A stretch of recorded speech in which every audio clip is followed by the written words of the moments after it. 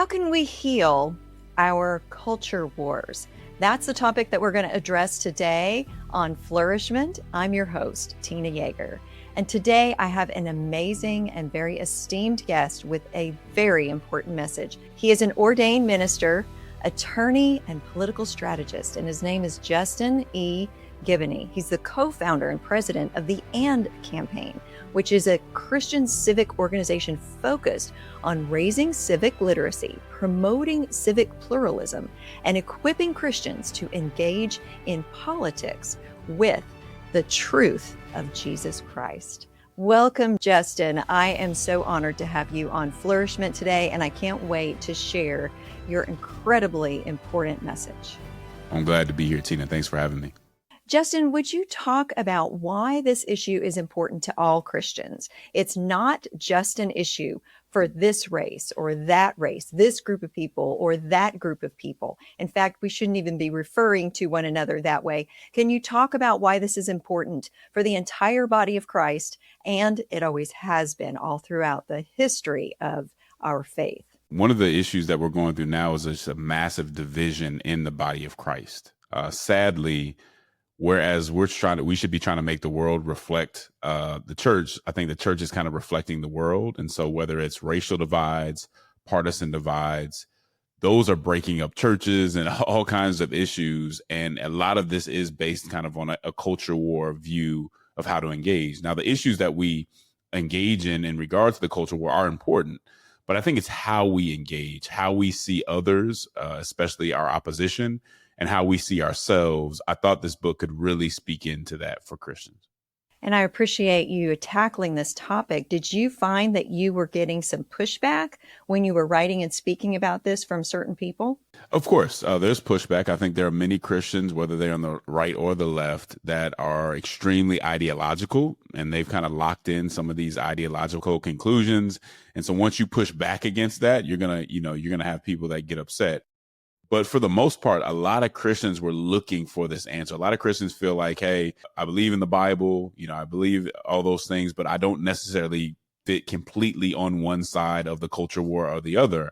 And I think this was a relief to some people to say you can be faithful. You can believe in the authority of Scripture and still make sure that you're leading with principles and not necessarily leading with just ideology or partisanship. We don't want to be simplistic either and say to those who've been wounded, hurt, scarred, just get over it. How do we be sensitive to those who have been wounded, those who've been hurt, and hear their heart, and at the same time bring peace and unity? Yeah, I think we have to speak into that to say, hey, this is, talk about how people have been hurt and that those hurts are serious, but also ask people not just to lead with that hurt. Right. We can't make all of our decisions from the hurt, because one thing that happens is, let's say if I'm in a primarily conservative, ideological church, I get hurt, that it shouldn't mean that I run into the arms of, the furthest left group that I can find and just believe everything they say because I'm hurt by the right. I see a lot of that happening, and that's just not the right answer. We want a correction. So we want to acknowledge what went wrong, while at the same time saying sometimes we have to heal before we should be kind of given an opinion that's going to be one that others should follow. How can we reach out with a heart of healing for those who differ from us? That's great. I think first we have to have the intellectual humility to understand we don't get everything right. And if we're honest with ourselves, there's some serious issues that we've gotten wrong and either had to change or should change. And so I think we need to start from there and just listening, understanding that even if we do at the end of the day disagree with this person, it doesn't mean that they don't have anything to contribute. It doesn't mean that they're not redeemable. And unfortunately, I think the culture war tells us that if somebody disagrees with us, they're not redeemable and they don't have anything to contribute. We have this deficit of grace and love, even in the church today. I'm hearing a lot of people who are Christian leaders blaming and shaming instead of showing compassion. Can you talk about how to get back to the heart of what Christ wanted for his church? Yeah, we're all broken. And that's one of the ways that we can relate to one another. We all need redemption. And so the idea that, one group is completely evil, one group is completely good, and we have a monopoly on all that is good just isn't something that we can uphold from a biblical standpoint. And so we do have to, in having that humility, we'll give others grace that we've received in many other ways. And I think that keeps us all at a level where we can be charitable to others when we know that we really need that charity as well. Justin, your book addresses how far we've come from the history of the civil rights movement, most of which was founded in the truth of the gospel. Can you talk about how that has changed and how we need to move back to that?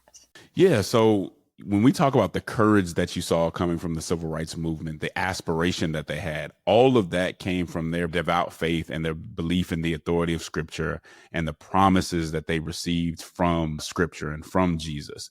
That was the basis of it. Today, I think we move away from those principles, and I think we have become far more ideological. And so we lean less on the principles that the Bible shows us and more into alternative ways of dealing with our enemies. So, we're told to love our enemies, and we say, well, that's when they weren't so bad, right? And so now somehow today is the exception to those principles that we've learned all our lives.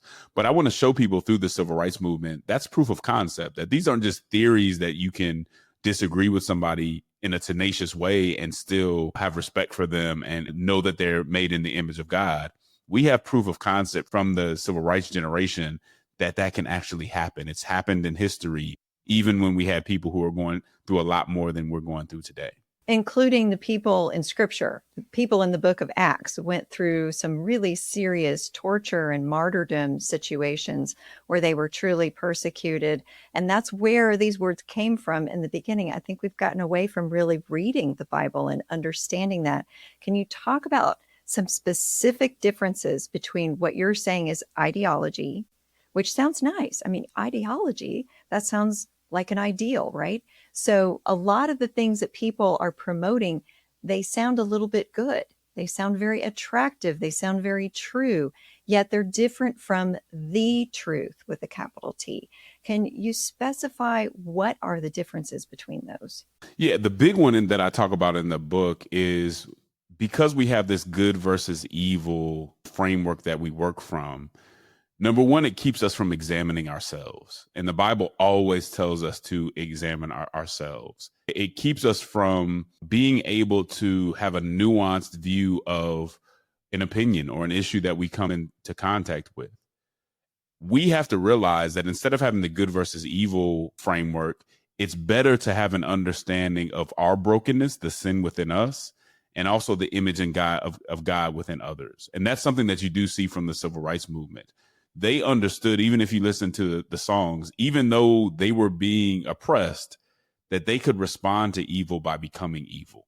And so they had to also examine themselves throughout that process and not just hope for vengeance and that their enemies would be destroyed, but to hope for redemption. And that's not something that we get out of the culture war, to see I can be bad too. And I should want my opposition to be redeemed rather than destroyed. How is this a picture of true Christ-likeness? Because number one, the biggest thing that we're looking for isn't winning. So winning is important and winning has consequences, especially when we're talking about culture and policy. But for the Christian, one of the things the book says is that our witness, what we're telling people about who Christ is through us, is always more important than winning. And that's really hard to see with some of these issues that affect us in a real way, but it's always been the case. And if we don't believe in Christian principles and that there's something bigger than winning in the hard times, then we never really believed it at all. And there's so much good stuff in your book and all the things that you've been doing. This, you have more than just this one book. So Justin, how can people get a copy of your newest book and also stay connected with you in all of the projects that you have? Yeah, you can go to Amazon and just put in "Don't Let Nobody Turn You Around." That's my new book, and it'll pop up there for you. You can also go to InterVarsity Press, which is the publisher of the book, and you can find the book there. And then I'm on social media, so Instagram, Justin E. Giboney, or X as well. I hope that all of you listening were inspired so that you can speak the truth in love for all the civic activism that we need to do as Christians to support God's will in the kingdom of God in this world. And of course, I also hope that you will come back for the next episode of Flourish-Meant.